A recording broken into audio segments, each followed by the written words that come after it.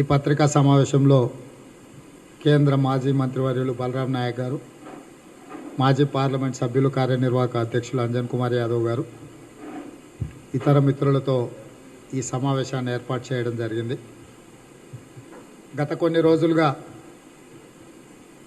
దేశ రాజకీయాలలో ఒకే అంశం మీద చర్చ జరుగుతున్నది.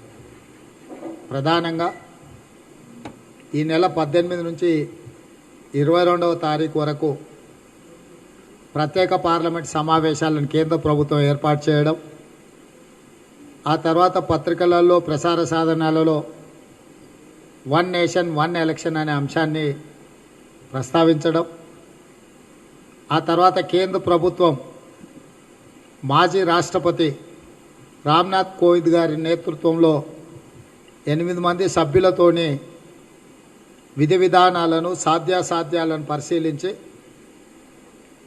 వీలైనంత తొందరగా వన్ నేషన్ వన్ ఎలక్షన్ విషయంలో నివేదికనివ్వాల్సిందిగా కమిటీ నియామకం జరిగింది.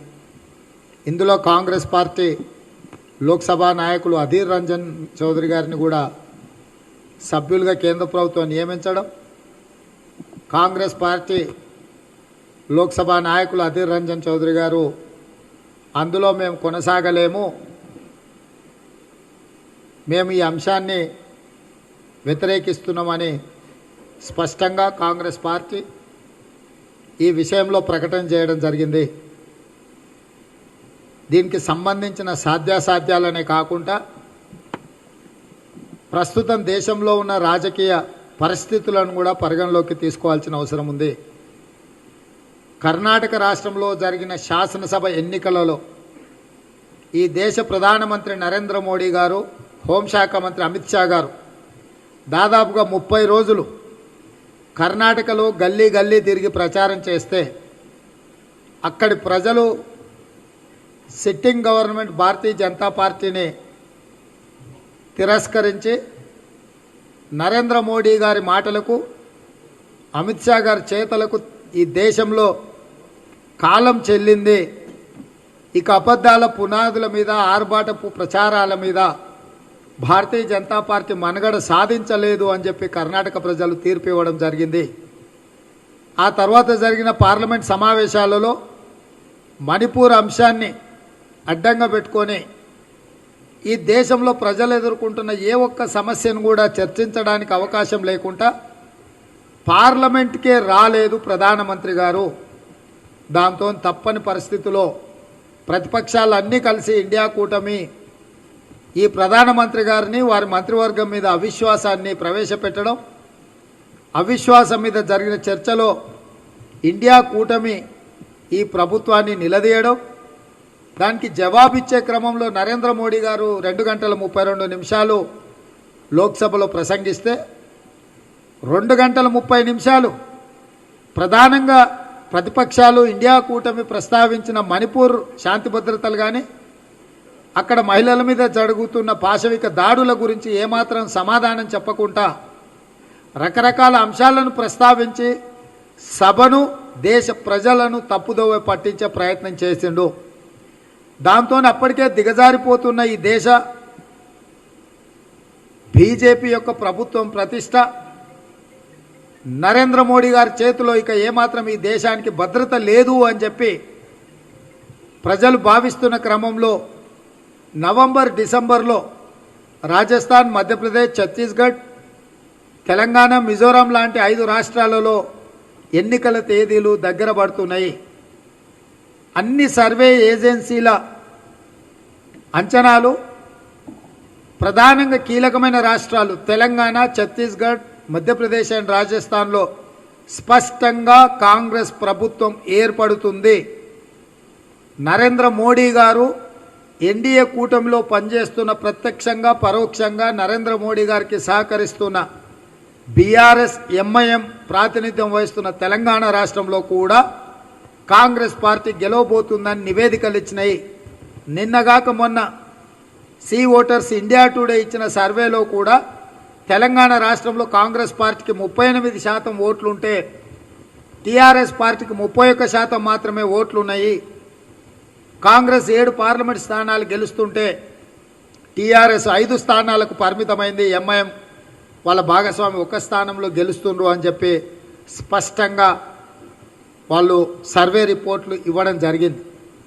అంటే ఏ రకంగా చూసినా ఈ 5 రాష్ట్రాలలో 5కు కాంగ్రెస్ గెలిచే పరిస్థితులు ఉంది. 5 కానప్పుడు 4 రాష్ట్రాల్లో స్పష్టంగా తెలంగాణ, ఛత్తీస్గఢ్, రాజస్థాన్, మధ్యప్రదేశ్లో కాంగ్రెస్ ప్రభుత్వం ఏర్పడడం ఖాయము అని చెప్పి అన్ని సంస్థలు, అన్ని సర్వే ఏజెన్సీలు నివేదికలు ఇవ్వడం జరిగింది.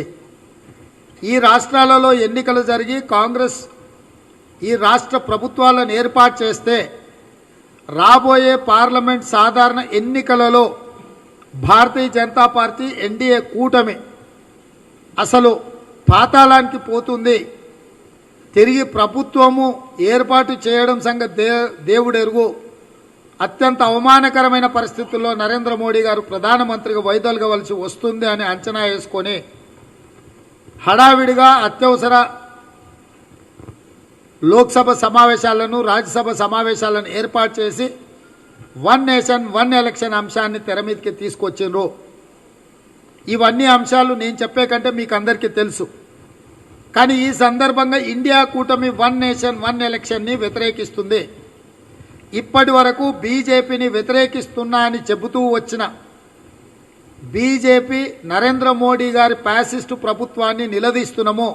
నరేంద్ర మోడీ ఒక ఫ్యాసిస్ట్ అని విమర్శించిన చంద్రశేఖరరావు గారి యొక్క వైఖరి విధానమేందో ఇప్పుడు తెలంగాణ ప్రజలందరూ నిశితంగా గమనిస్తున్నారు. ఈరోజు మీడియా మిత్రులకు నేను విడుదల చేయబోయే లేఖ కల్వకుంట్ల చంద్రశేఖరరావు గారు స్వయంగా ముఖ్యమంత్రిగా, టీఆర్ఎస్ నాయకుడిగా, టీఆర్ఎస్ అధ్యక్షుడిగా వారు రాసిన లేఖ. ఈ లేఖ జూలై 6, 2018. డియర్ డాక్టర్ చౌహాన్జీ, అంటే అప్పుడు ఈ కమిటీకి 1 నేషన్ 1 ఎలక్షన్కు సంబంధించి సంప్రదించడానికి నియమించిన వ్యక్తి చౌహాన్.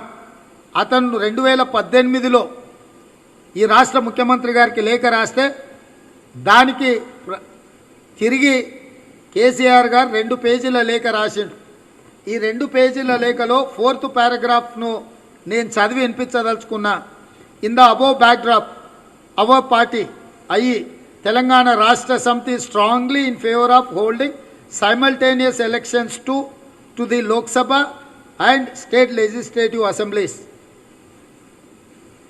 జమిలీ ఎన్నికలకు తెలంగాణ రాష్ట్ర సమితి సంపూర్ణంగా అనుకూలంగా ఉంది. మీరు తక్షణమే ప్రక్రియ చేపట్టండి, జమిలీ ఎన్నికలను నిర్వహించండి అని చెప్పి 2018లోనే ఈ రాష్ట్ర ముఖ్యమంత్రి చంద్రశేఖరరావు గారు కేంద్ర ప్రభుత్వానికి ఆమోదాన్ని తెలుపుతూ లేఖ రాసిండు.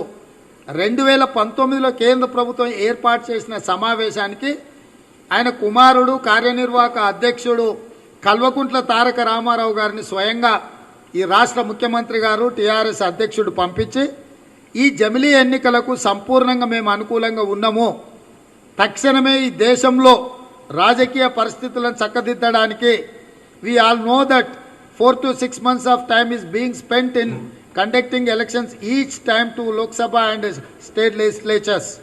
అంటే 4 నుంచి 6 నెలలు ప్రతిసారి స్టేట్ అసెంబ్లీస్, లోక్సభ ఎన్నికలు నిర్వహించడానికి ఎలక్షన్ కోడ్ వస్తుంది. ఈ ఎలక్షన్ కోడ్ల వల్ల రాష్ట్రాల యొక్క అభివృద్ధి కుంటుపడుతుంది, అదేవిధంగా అధిక వ్యయం అవుతుంది. వీటి అన్నిటిని నిలువరించడానికి జమిలీ ఎన్నికలే ఏకైక పరిష్కారం అని చంద్రశేఖరరావు గారు స్వయంగా రాసిన లేఖ. మీకేమైనా అనుమానం ఉంటే రెండో పేజీలో వారి సంతకం. ఇది కల్వకుంట్ల చంద్రశేఖరరావు గారి యొక్క సొంత సంతకం. ఈ లేఖ మాజీ పార్లమెంట్ సభ్యులు, planning commission vice chairman Vinod Rao గారికి ఇచ్చి పంపించండి. ఈ లేఖలో కూడా అదే అంశాన్ని ముఖ్యమంత్రి గారు ప్రస్తావించారు. As I'm very busy with my pre schedule engagements, I am deputing Sri B. Vinod Kumar, Member of Parliament Lok Sabha, on my behalf of participate in the interaction and convey our views with the suggestions before the commission. ఈ కమిషన్లో ఉన్న పెద్ద మనిషి చౌహాన్ గారికి నేను వినోద్ మాజీ parliament సభ్యుడిని నా authorised లేఖ ఇచ్చి ఆథరైజ్డ్ పర్సన్గా నేను పంపిస్తున్నా అని చంద్రశేఖరరావు గారు పంపించిండ్రు. ఇప్పుడు నేను అడుగుతున్నా, బీజేపీతో మాకు ఎలాంటి సంబంధాలు లేవు, మేము వాళ్ళు రంకెలేసుకుంటున్నాం, వీధుల్లో పోరాటాలు చేస్తున్నాం, నరేంద్ర మోడీ గారిని గద్దె దించే వరకు విశ్రమించేది లేదు అని మాట్లాడిన చంద్రశేఖరరావు గారు, మీ బీఆర్ఎస్ యొక్క వైఖరి ఏమిటి? బీజేపీ విధానాన్ని మీరు సంపూర్ణంగా సహకరిస్తున్నట్టే కదా. ఆల్రెడీ ఈ అంశం మీద రోజుల కొద్ది చర్చలు జరుగుతున్నా బీఆర్ఎస్ ఎక్కడ కూడా ఈ అంశాన్ని వ్యతిరేకించినట్టుగా మాట్లాడడం లేదు. సో పార్లమెంటులో ఏదైనా రాజ్యాంగ సవరణ కోసం, ముఖ్యంగా ప్రధానమంత్రి విధానంతో ఎన్నుకునే లోక్సభ ఎన్నికలను ఒకవేళ మార్చాలి అంటే, జమిలీ ఎన్నికలు తీసుకురావాలంటే 2/3 మెజారిటీ కావాలి లోక్సభలో, రాజ్యసభలో. సో లోక్సభలో, రాజ్యసభలో 2/3 మెజారిటీ భారతీయ జనతా పార్టీకి లేదు స్వయంగా. అప్పుడు ప్రతిపక్షంలో ఉన్న ప్రాంతీయ పార్టీలను, ఆ పార్టీల యొక్క పార్లమెంట్ సభ్యులు మద్దతు తెలిపినప్పుడే ఈ బిల్లు పాస్ అవుతుంది. ఇండియా కూటమి ఈ జమిలీ ఎన్నికలను వ్యతిరేకిస్తుంది. అందుకే ఆ కమిటీలో నియమించిన అధీర్ రంజన్ చౌదరి గారు, నేను ఆ పాత్ర పోషించబోను, నన్ను అందులో నియమించడం తప్పు అని చెప్పి వారు వైదొలిగినరు. లోక్సభలో 7, లోక్సభలో 9, రాజ్యసభలో 7 మంది పార్లమెంట్ సభ్యులు ఉన్న బీఆర్ఎస్ వైఖరి ఏమిటి? మేము మొదటి నుంచి చెబుతున్నది అదే. 9 బీఆర్ఎస్ ఎంపీలు లోక్సభలో, 1 ఎంఐఎం, 10కి 10 బీజేపీకి అనుకూలంగా ఓటేసే సభ్యులు. రాజ్యసభలో ఉన్న 7కి 7 తెలంగాణ నుంచి బీఆర్ఎస్కే రాజ్యసభ సభ్యులు ఉన్నారు. ఈరోజు ఈ దేశాన్ని, ప్రజాస్వామ్యాన్ని పెను ప్రమాదంలోకి నెట్టివేసే విధానం ఈ జమిలీ ఎన్నికల విధానము. జమిలీ ఎన్నికల విధానం వల్ల రాష్ట్రాల యొక్క ప్రతిపత్తి తగ్గడమే కాకుండా రాష్ట్ర ప్రజలెన్నుకున్న ప్రభుత్వాల యొక్క హక్కులను కాలరాసే అవకాశం ఉంది. ఈ దేశము రాష్ట్రాల సమూహంతో ఏర్పడ్డ దేశము. యూనియన్ ఆఫ్ స్టేట్స్ అంటే వివిధ రాష్ట్రాల కలయిక, కూడికనే భారతదేశం యొక్క నైసర్గిక స్వరూపము.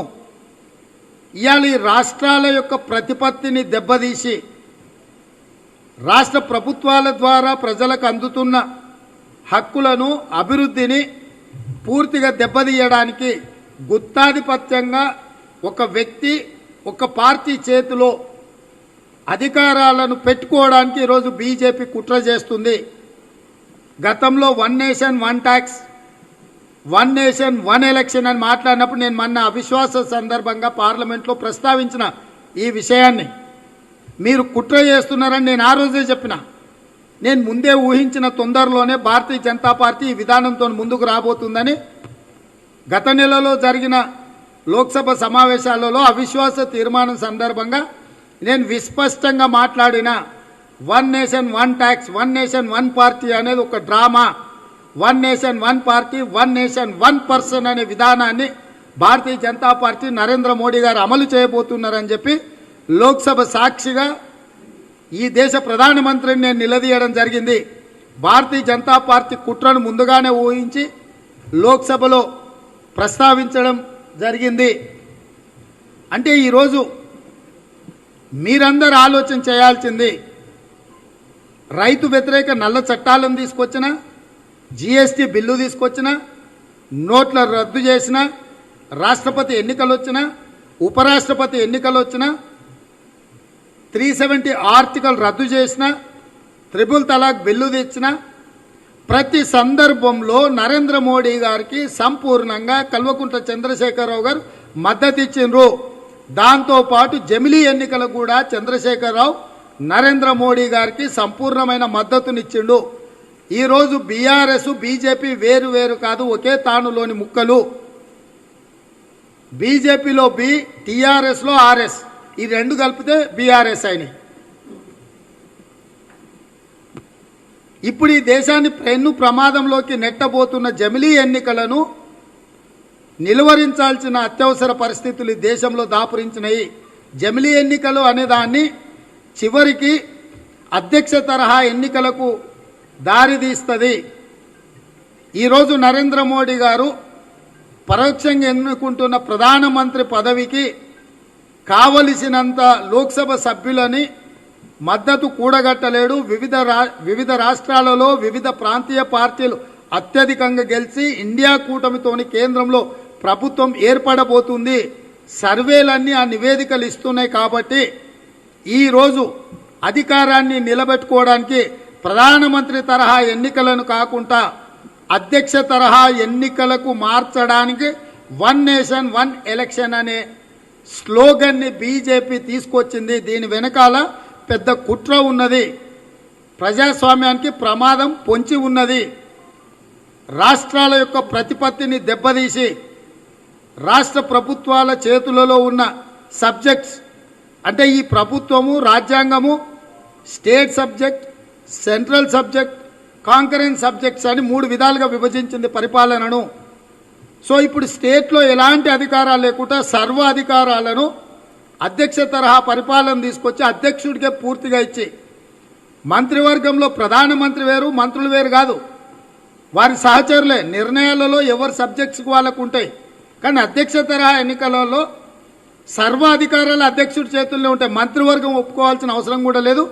మంత్రివర్గం సలహా మండలి కింద మారిపోతుంది. నిర్ణయాత్మక మండలి నుంచి సలహా మండలి కింద మారిపోతుంది. ఈ కుట్రలన్నిటిని కూడా బీజేపీ చేస్తుంది. అదేవిధంగా ఈ అధ్యక్ష తరహా ఎన్నికలు జరిగితే దక్షిణ భారతదేశము ఉనికిని, మనుగడను కోల్పోతుంది. ఈ అన్ని కుట్రలు జరుగుతున్నప్పుడు ఎందుకు చంద్రశేఖరరావు గారు మౌనంగా ఉన్నాడు? ఎందుకు మాట్లాడతలేడు? కమిటీ నియమించినాక కూడా పార్లమెంటును సమావేశాలను ఏర్పాటు చేయడానికి తేదీలను ప్రకటించినా కూడా చంద్రశేఖరరావు మౌనంగా ఉన్నాడు అని అంటే ఈ మౌనం మోడీకి అనుకూలమే కదా. అందుకే ఈరోజు ప్రజాస్వామ్యం ప్రమాదంలో పడబోతుంది.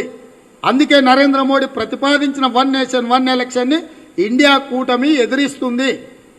ఇండియా కూటమి ఈ విధానాన్ని వ్యతిరేకిస్తుంది. కాంగ్రెస్ పార్టీ తెలంగాణ చంద్రశేఖరరావును ప్రశ్నిస్తుంది. నీ విధానం ఏంది? నువ్వు గతంలోనే ఈ జమిలీ ఎన్నికలకు అనుకూలమని చెప్పినవు. ఇప్పటి సర్వేలన్నీ తెలంగాణలో కూడా కాంగ్రెస్ ప్రభుత్వం ఏర్పడుతుందని నివేదికలు ఇస్తుంది. కాబట్టి రాష్ట్ర ఎన్నికలను కూడా ఈ విధానాన్ని అడ్డం పెట్టుకొని ఆలస్యం చేసి అసెంబ్లీ, పార్లమెంట్ ఎన్నికలు ఒకేసారి తీసుకొచ్చి కాంగ్రెస్ మీద కుట్ర చేసి కాంగ్రెస్ ఈ 5 రాష్ట్రాలలో కాంగ్రెస్ ఏర్పాటు చేయబోతున్న ప్రభుత్వాలను, కాంగ్రెస్ పార్టీని దెబ్బతీయడానికి ఒక కుట్ర జరుగుతుంది. ఆ కుట్రకు చంద్రశేఖరరావు గారు సహకరిస్తున్నారు. ఇది నిర్దిష్టమైన ఆరోపణ కేసీఆర్ గారి మీద చేస్తున్నాం. టీఆర్ఎస్ ఈ విషయంలో విస్పష్టంగా ముందుకు రావాలి. మీరు ప్రజల పక్షాన ఉంటారా? గతంలో మీ భాగస్వామి అయిన ఈ రోజుకు అందులో కొనసాగుతున్న ఎన్డీఏ కూటమిలోనే మీరు ఉండి నరేంద్ర మోడీ గారికి మద్దతు ఇస్తారా? తెలంగాణ ప్రజలకు జవాబు ఇవ్వాల్సిందిగా కాంగ్రెస్ పార్టీ డిమాండ్ చేస్తుంది.